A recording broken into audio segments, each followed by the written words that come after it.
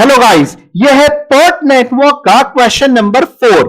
ये क्वेश्चन बहुत ही ज्यादा डिफरेंट होने वाला है। इस क्वेश्चन में आपको एक्टिविटी तो दिया हुआ है, लेकिन एक्टिविटी के साथ साथ आपको एक्सपेक्टेड टाइम, स्टैंडर्ड डेविएशन और वेरिएंस, वो भी हर एक्टिविटी का कैलकुलेट करके ऑलरेडी दिया हुआ है। और इस बेस पे आपको 4 क्वेश्चंस के आंसर्स फाइंड आउट करना है। तो गाइस, मैं क्वेश्चन को जल्दी से रीड कर लेता हूं।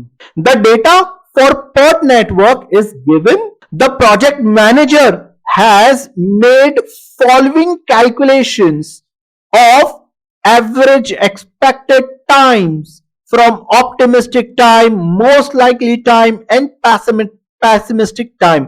तो गाइस, तो प्रोजेक्ट मैनेजर ने ऑलरेडी हमारे लिए इसे कैलकुलेट कर लिया है for various activities of a project as well as standard deviation and variance values हमें यहां पे गिवन है। गाइस, सबसे पहला जो क्वेश्चन है, हमें नेटवर्क डायग्राम बना लेना है, और जो दूसरा क्वेश्चन है, हमें क्रिटिकल पाथ और expected completion time of project. तो यहां पे गाइस, एक्सपेक्टेड कंप्लीशन टाइम का मतलब है इस क्रिटिकल पाथ का टाइम क्या होगा वो निकालना है। तो बेसिकली प्रोजेक्ट ड्यूरेशन को ही हमें यहां पे निकालना है। तो गाइस, यहां पे आपको कंफ्यूज नहीं होना है कि यहां पर भी एक्सपेक्टेड टाइम है और ये भी एक्सपेक्टेड कंप्लीशन टाइम है। तो गाइस, ये एक्सपेक्टेड टाइम एक पर्टिकुलर एक्टिविटीज के लिए है, और यहां पे हमें टोटल कंप्लीशन टाइम निकालना है, जिसे आप एक्सपेक्टेड टाइम भी कह सकते हो या प्रोजेक्ट ड्यूरेशन भी कह सकते हो या एक्सपेक्टेड कंप्लीशन टाइम भी कह सकते हो। आपको यहां पे कंफ्यूज बिल्कुल नहीं होना है, क्योंकि ये टाइम रिलेटेड है क्रिटिकल पाथ से। अब जो नेक्स्ट क्वेश्चन है, फाइंड प्रोजेक्ट कंप्लीशन टाइम, मतलब ड्यूरेशन को पता करो, प्रोबेबिलिटी है 95%। Find project completion time for 95% confidence level, मतलब आपका कॉन्फिडेंस 95% है कि आप इस काम को कंप्लीट कर लोगे, तो उसका टाइम निकाल लो। 95% कॉन्फिडेंस पे आपका कंप्लीशन टाइम क्या होगा। उसके बाद जो नेक्स्ट क्वेश्चन है, इसे हम गाइस लास्ट में देखते हैं। सबसे पहले हमें निकालना है नेटवर्क डायग्राम। तो गाइस, यहां पर मैं जल्दी से एक रफ डायग्राम यहां पे बना लेता हूं। मैं यहां पे बनाता हूं 1 से 2, फिर उसके बाद है 1 से 3, तो मैं यहां पे बना लेता हूं 1 से 3। अब है 2 से 3, तो मैं 2 से 3 ऐसे बना लेता हूं। फिर 2 से 4, मैं 2 से 4 ऐसे बना लेता हूं। फिर 3 से 5 कुछ ऐसे बनेगा, और 4 to 6 कुछ यहां पे ऐसे बनने वाला है, 4 to 6। अब उसके बाद है 5 to 6, मैं यहां पे 5 to 6 बना लेता हूं, और लास्ट में है 6 to 7। तो गाइस, मैं जल्दी से इस रफ डायग्राम को फायर कर लेता हूं। तो गाइस, यहां पे मैंने ऑलरेडी फेयर डायग्राम बना लिया है। अब मुझे यहां पर लिखना है टाइमिंग। तो मैं कौन सा टाइम लिखूंगा? ऑब्वियसली मैं यहां पे सिर्फ और सिर्फ एक्सपेक्टेड टाइम ही लिखूंगा। तो 1 से 2 के लिए जो टाइमिंग है वो है 5। तो गाइस, ये 5 डेज नहीं है, यहां पे हमें वीक्स दिया है। मैं यहां पे लिखूंगा 1 से 2 के लिए 5 वीक्स। अब इसी तरीके से 1 से 3 के लिए 6 वीक्स, तो मैं यहां पे लिख देता हूं 6 वीक्स। अब 2 से 4 के लिए, 2 से 3 के लिए देख लेता हूं पहले 4 वीक, तो मैं यहां पे लिख देता हूं 4। अब इसी तरीके से 2 से 4, 2 से 4 है 6, मैं यहां पे लिख देता हूं 6। अब 3 से 5 के लिए है 3, तो मैं यहां पे लिख देता हूं 3। अब इसी तरीके से 4 से 6 के लिए है 2, तो मैं यहां पे लिख दूंगा 2, और 5 to 6 के लिए है 4, तो मैं यहां पे लिख देता हूं 4, और लास्ट में जो बच जाता है 2, मैं यहां पे लिख देता हूं 6 to 7 में। तो गाइस, मैंने नेटवर्क डायग्राम को कंप्लीटली बना लिया है, और ये है मेरा क्वेश्चन नंबर ए का आंसर। अब मुझे निकालना है क्रिटिकल पाथ, जो कि होगा मेरा क्वेश्चन बी का आंसर। तो मैं जल्दी से बिना किसी देरी इसे निकाल लेता हूं। सबसे पहले मैं लिखूंगा पाथ, और सबसे पहली जो एक्टिविटी है वो है 1 2 4 6 7। तो मैं यहां पे लिख लेता हूं 1 2 4 6 7। अगर मैं इसे टोटल करूं तो होता है 5 + 6 11, 11 + 2 13, 13 + 2 15। मैं यहां पे लिखूंगा 15 वीक्स। गाइस डेज नहीं है, यहां पे वीक्स है, तो मुझे वीक्स ही लिखना पड़ेगा। अब इसके बाद जो दूसरा पाथ है वो है 1 2 3 5 6 7। बहुत ही लॉन्गेस्ट रूट ये था, लेकिन कोई बात नहीं, हम यार लॉन्गेस्ट रूट को भी ट्रेवल कर लेंगे। 1 2 3 5 6 और 7। अगर मैं इसे टोटल करूं तो 5 + 4 होता है 9, 9 + 3 होता है 12, 12 + 4 होता है 16, और 2 उसमें ऐड करेंगे तो हो जाएगा 18 वीक्स। अब गाइस जो बच जाता है वो है लास्ट पाथ, लास्ट रूट, जो कि है 1 3 5 6 7। मैं इसे लिख देता हूं यहां पर। अगर मैं इसे टोटल करूं तो होगा 6 + 3 9, 9 + 4 13, 13 + 2 15। तो ये होता है 15 वीक्स। तो गाइस हमने क्वेश्चन बी के लिए सारे पाथ्स निकाल लिया है। अब हमें यहां पे लिखना है क्रिटिकल टाइम। तो अगर मैं यहां पे लिखता हूं क्रिटिकल पाथ नॉट टाइम, तो क्रिटिकल पाथ उसी का होता है जिसका सबसे बड़ा नंबर होता है। यहां पे सबसे बड़ा नंबर है 18, तो उसके सामने जो पाथ है 1 2 3 5 6 7, ये बन जाएगा आपका क्रिटिकल पाथ। अब यहां पे प्रोजेक्ट ड्यूरेशन क्या होगा? आप इसे प्रोजेक्ट कंप्लीशन टाइम भी कह सकते हो, या एक्सपेक्टेड प्रोजेक्ट कंप्लीशन टाइम भी कह सकते हो। वो क्रिटिकल पाथ की वैल्यूज है, जो कि है 18 वीक्स। तो गाइज यहां पे मैंने क्वेश्चन बी का आंसर निकाल लिया है। अब मुझे निकालना है क्वेश्चन सी का आंसर। क्वेश्चन सी में मुझे पता करने बोला है कंप्लीशन टाइम, मतलब ड्यूरेशन यहां पे पता करना है। तो मैं यहां पे लिख लेता हूं सी, और यहां पे ड्यूरेशन मुझे निकालना है, मैं डाल दूंगा क्वेश्चन मार्क। तो मुझे यहां पे प्रोबेबिलिटी गिवन होगी,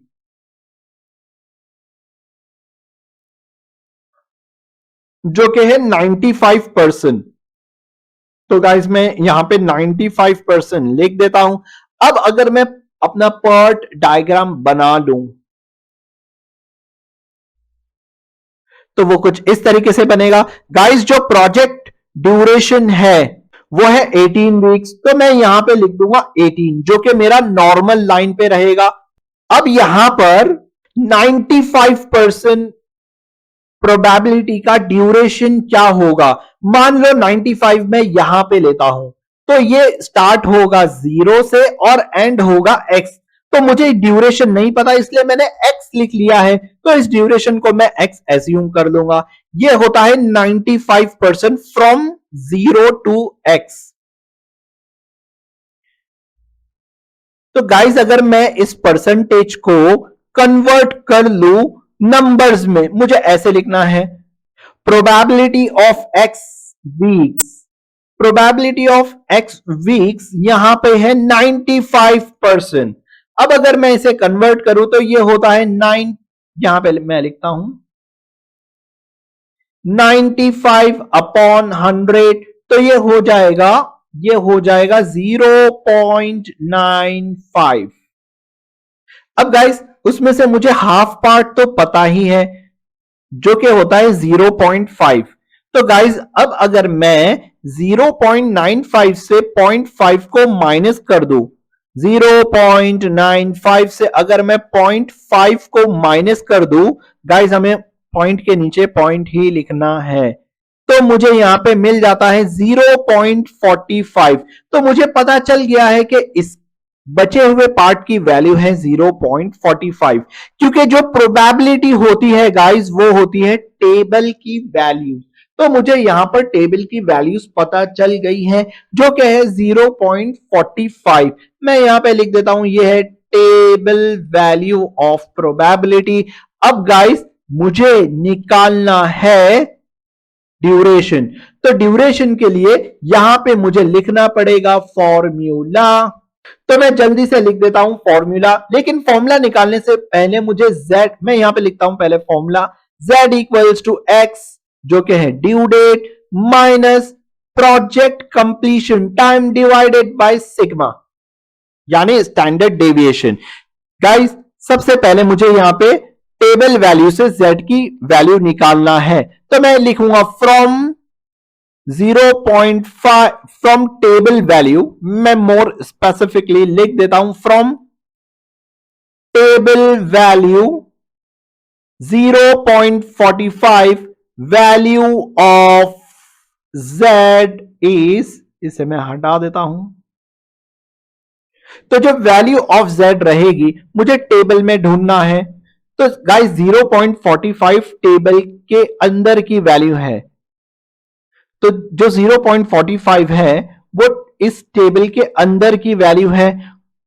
0.45 मुझे कहां पे मिलेगा, मुझे मिलेगा या तो वेरी क्लोज 0.455, ये है 0.41, 0.41, 0.41, मुझे 5 चाहिए, ये है 0.44, 0.44, मुझे 0.45 चाहिए, वो मुझे यहां पे दिख रहा है। क्या उससे पहले है? हाँ ये भी है, ये भी है, और गाइस ये भी है, और मैं यहां पे भी जाता हूं, मैं ये वैल्यू कंसीडर कर लेता हूं 0.4505, ये सबसे नियरेस्ट वैल्यू है। अगर मैं इसकी z वैल्यू निकालूं तो मुझे यहां पे 1.6 दिखेगा रो में, और इसके कॉलम में मुझे दिख रहा है 0.05। तो गाइस मैं 1.6 को ऐड करता हूं 0.05 में, तो पॉइंट के नीचे पॉइंट होना चाहिए। मैं इसे इस तरीके से लिख दूंगा, और ऊपर जो नहीं नंबर नहीं है वहां पे 0 आ जाएगा। तो गाइस z की वैल्यू आ गई 1.65। तो गाइस अब हम स्टार्ट करते हैं हमारी x की कैलकुलेशन। z की वैल्यू मुझे पता है 1.65, और मुझे निकालना है स्टैंडर्ड डेविएशन। तो गाइस स्टैंडर्ड डेविएशन तो यहां पे मुझे गिवन है, लेकिन हमारा मेथड है हम सबसे पहले वेरिएंस को निकालेंगे और उसके बाद उसी वेरिएंस की वैल्यू से हमें स्टैंडर्ड डेविएशन निकालना है। तो गाइस सबसे पहले मैं वेरिएंस की वैल्यू यहां पे लिख लेता हूं साइड में। मेरे पास जो वेरिएंस है वो है सिग्मा स्क्वायर इक्वल्स टू, तो मैं किसकी वैल्यू निकालूंगा? मैं निकालूंगा मेरी क्रिटिकल पाथ की। तो भाई क्रिटिकल पाथ में जो सबसे पहली एक्टिविटी है वो है 1 2। तो गाइस 1 से 2 में मेरा वेरिएंस है 1/9। गाइस यहां पे स्टैंडर्ड डेविएशन दिया है, लेकिन आप डायरेक्टली स्टैंडर्ड डेविएशन लिख लोगे वो हो जाएगा रॉन्ग, आपको रॉन्ग वैल्यूज मिलेगी। सबसे पहले मैं वेरिएंस की वैल्यू ही लिखूंगा 1/9। तो मैं यहां पे लिख लेता हूं 1/9 प्लस, अब गाइस जो एक्टिविटी है वो है 2 से 3। तो 2 से 3 के लिए 2 से 3 के लिए मेरे पास वेरिएंस है 1, तो मैं यहां पे लिख दूंगा 1 प्लस, अब उसके बाद जो एक्टिविटी है वो है 3 to 5। तो 3 to 5 के लिए 3 to 5 के लिए है 16/9 वेरिएंस। तो मैं यहां पे लिख देता हूं 16/9 प्लस, अब 3 to 5 के बाद है 5 to 6 और 6 to 7। तो गाइस 5 to 6 और 6 to 7 के लिए 1/9 प्लस 1, तो मैं उसे जल्दी से यहां पे लिख देता हूं। अब अगर गाइस आप इस 1 को देखोगे तो इसके डिनोमिनेटर में कुछ नहीं और इसके डिनोमिनेटर में कुछ नहीं, तो हम उसे 1 कंसीडर करते हैं। हमें सॉल्व करने के लिए डिनोमिनेटर सेम बनाना होगा। तो गाइस 1 को अगर 1 के नीचे अगर आप 9 लिख रहे हो तो ऊपर भी 9 से मल्टीप्लाई करना है, तो यह बन जाएगा 9/9। तो गाइस नेक्स्ट स्टेप में मैं इस 1 को लिखता हूं 9/9, ये होगा 16/9, बाकी सब एज इट इज, और इस 1 को भी मैं लिखूंगा 9/9, और इस तरीके से मैंने कॉमन डिनोमिनेटर सबका बना लिया है। अब एक मैं बड़ी लाइन खींचूंगा और यहां पे नीचे सिर्फ एक बार लिखूंगा 9, और जो न्यूमरेटर में है 1 + 9 + 16, मैं उसे यहां पर लिख देता हूं। तो गाइस जब मैं इसे टोटल करूंगा तो ये होता है 36/9, और कैंसिलेशन में मुझे मिलता है 4, 9 4 सा होता है 36। तो गाइस यहां पे मुझे वेरिएंस मिल चुका है। अब मैं निकालूंगा स्टैंडर्ड डेविएशन जो कि होता है सिग्मा। तो जो वेरिएंस की वैल्यू आती है उसे स्क्वायर रूट में डाल दो तो मुझे यहां पे मिलेगा 2। तो गाइस यहां पे मैंने स्टैंडर्ड डेविएशन भी सक्सेसफुली निकाल लिया है। मैं यहां पे स्टैंडर्ड डेविएशन की वैल्यू लिखता हूं 2। एक्स की वैल्यू मुझे नहीं पता, लेकिन प्रोजेक्ट कंप्लीशन टाइम की जो वैल्यू है वो है 18 वीक्स। तो मैं यहां पे लिख देता हूं 18। अब गाइस इसे हम किस तरीके से सॉल्व करेंगे, तो हमेशा याद रखिए डिवाइड के साथ होता है मल्टीप्लाई, प्लस के साथ होता है माइनस। हम सबसे पहले प्रायोरिटी डिवाइड और मल्टीप्लाई की ही देखते हैं। तो गाइस मैं 2 को यहां पे डिवाइड तो नहीं कर सकता हूं, लेकिन 2 को मैं यहां पर शिफ्ट कर सकता हूं, क्योंकि मेरे पास यहां पे है x और x में से मैं 18 को माइनस नहीं कर पाऊंगा। तो 2 यहां पे हो जाएगा शिफ्ट। अब इस 1.65 से मल्टीप्लाई होगा 2, और मेरे पास बच जाएगा x माइनस 18। जब मैं इसे मल्टीप्लाई करूंगा तो वैल्यू आती है 3.3 x माइनस 18। अब गाइज ये 18 यहां पे ना ही डिवाइड में है ना ही मल्टीप्लाई में है, ये 18 यहां पे है माइनस में, और माइनस के साथ होता है प्लस। तो जैसे ही 18 को मैं यहां पर शिफ्ट करूंगा तो ये बन जाएगा +18, और यहां पे रह जाएगा x। 18 अपनी साइन माइनस के साथ यहां पे शिफ्ट होगा। और गाइस हम यहां पे शिफ्ट क्यों कर रहे हैं, क्योंकि हमें निकालना है x, और जिसे हमें निकालना होता है उसे हमें अकेले रखना होता है, अकेले रखना होगा। तो अब गाइस यहां पे x कंप्लीटली अकेला है। यहां पे x की वैल्यू मुझे मिल जाती है 3.3 + 18 करके 21.3। तो गाइस x की वैल्यू मुझे यहां पे मिल चुकी है जो कि है 21.3। मैं इसे डाल देता हूं बॉक्स में। और ये मेरा x क्या था, ये मेरा x था ड्यूरेशन जो कि वीक में है। मैं यहां पे लिख देता हूं, मैं यहां पे लिख देता हूं 21.3 वीक्स।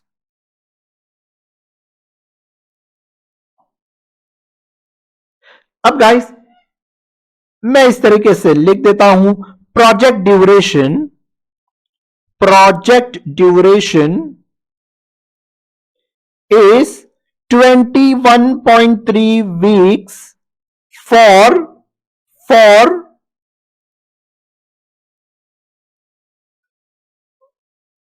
प्रोबेबिलिटी यहां पे कितनी थी 95% प्रोबेबिलिटी, फॉर 95% प्रोबेबिलिटी। प्रोबेबिलिटी किसकी, ऑफ प्रोजेक्ट कंप्लीशन।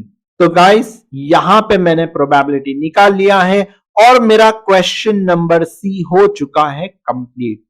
अब हम बढ़ते हैं क्वेश्चन नंबर डी की तरफ। तो सबसे पहले मैं कर लेता हूं कलर को तब्दील। गाइस मेरा क्वेश्चन नंबर डी में मुझे क्या पूछा है, if the fixed cost of project is 30, ये कितना है 30 lakh, and the variable cost is 20,000 per week. तो गाइस वेरिएबल कॉस्ट कितना है, इतना खर्चा हो सकता है पर वीक 20,000, यह है वेरिएबल। और जो फिक्स्ड कॉस्ट है जो कि खर्चा होना ही है वो है 30 लाख। हमें क्या फाइंड आउट करना है, find the amount the firm should bid. तो गाइस बिड का मतलब यहां पे होता है, जैसे मान लो आप हो प्रोजेक्ट मैनेजर या एक बिजनेसमैन और यहां पे है आपका कस्टमर। मार्केट में आप अकेले बिजनेसमैन तो नहीं होगे, मार्केट में बहुत सारे बिजनेसमैन होते हैं और ये कस्टमर जब मार्केट में आता है अपने काम को करवाने के लिए, तो गाइस इस मार्केट में हर बिजनेसमैन इसे अप्रोच करेगा और हर बिजनेसमैन अपना अपना कोटेशन देगा। तो गाइस ये कोटेशन होता है कि मैं, जैसे मान लो आप बोल रहे हो कि मैं इसे 3 लाख में फिनिश कर दूंगा, और जो दूसरा है वो बोल रहा है कि मैं इसे 4 लाख में, मैं इस प्रोजेक्ट को कंप्लीट करने के लिए 4 लाख लूंगा, और जो थर्ड है ये लेगा 5 लाख, और इसी तरीके से हर कोई अपना अपना कोटेशन देता है। तो गाइस ये कोटेशन ही आपकी बिडिंग होती है, इसे ही हम बिड कहते हैं। तो गाइस प्रोजेक्ट आपको समझ में आ गया है कि ये प्रोजेक्ट में फिक्स्ड कॉस्ट लगने वाला है 30 लाख रुपीस, और ऊपर से जो खर्चा होगा वो वेरिएबल कॉस्ट में मैक्स टू मैक्स होगा 20,000। तो गाइस आप इसकी बिडिंग कितनी रखोगे, आप कितने में इसे बिड करोगे? तो मैं यहां पे बिड अमाउंट कैलकुलेट कर लेता हूं। बिड अमाउंट, तो आपको यहां पे पता है कि फिक्स्ड कॉस्ट तो लगने वाला ही है, प्लस वेरिएबल कॉस्ट यहां पर लगेगा पर वीक के हिसाब से, राइट। तो जो फिक्स्ड कॉस्ट है वो है 30 लाख। मैं यहां पे लिख देता हूं 30 लाख प्लस वेरिएबल कॉस्ट।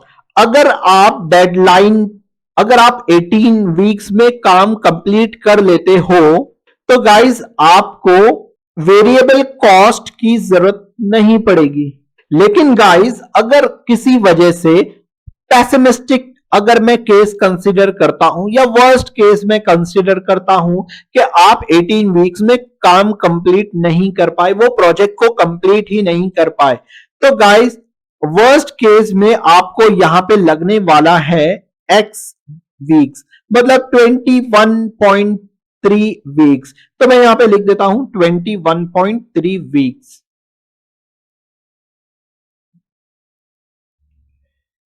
तो गाइस जो x की वैल्यू है वो है 21.3 वीक्स। तो आपको 18 वीक्स के बाद कितना एक्सटेंड करना पड़ेगा? 21.3 वीक्स। और एक वीक का वेरिएबल कॉस्ट यानी एक वीक का जो खर्चा है वो है ₹20,000 पर वीक। एक वीक का खर्चा है 20,000। तो गाइस आपका जो वेरिएबल कॉस्ट रहेगा 21.3 वीक के हिसाब से 20,000 से मैं उसे मल्टीप्लाई करूंगा, तो यहां पे टोटल मुझे मिलता है, ये रहेगा 30 लाख, प्लस अगर मैं इन दोनों को मल्टीप्लाई करूं तो मुझे मिलता है 4,26,000। जब मैं इसे टोटल करूंगा तो मुझे मिल जाएगा 34,26,000। तो गाइस आपको जो बिड करना है, आपको जो बिडिंग करनी है, कस्टमर को आप जो कोटेशन दोगे वो होगा 34,26,000। तो ये क्वेश्चन भी हमने कंप्लीट कर लिया है। चलिए देखते हैं इसमें क्या है। Find the amount the firm should bid under the policy of 95% confidence. तो गाइस हमने 95% कॉन्फिडेंस को ही यहां पे कंसिडर किया है।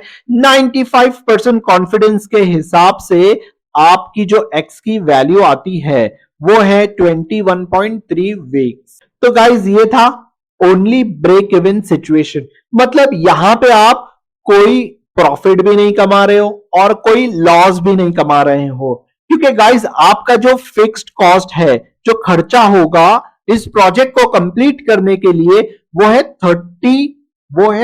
30 लाख।